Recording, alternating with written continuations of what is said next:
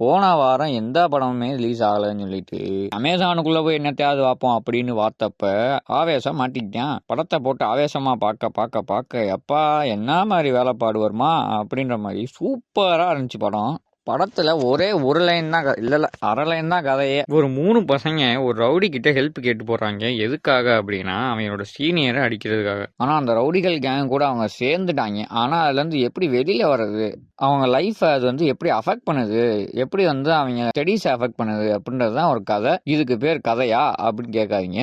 இது ஒரு டீசென்டான ஒரு ஒன்லைன் தான். படத்தை எப்படி கிரிப்பிங்கா வச்சிருந்தாங்க அப்படின்னா அவங்க ஸ்கிரீன் பிளே, சினிமாட்டோகிராஃபி, மியூசிக், எப்பா சுஷின் சாமி என்னப்பா சூப்பரா பண்றாப்புல எல்லா படத்துலயும். அப்புறம் சினிமாட்டோகிராஃபி, லைட்டிங்கு, கலர்ஸ், எப்பா படம் ரொம்ப கலர்ஃபுல்லா இருக்க மாதிரியே இருக்குங்க.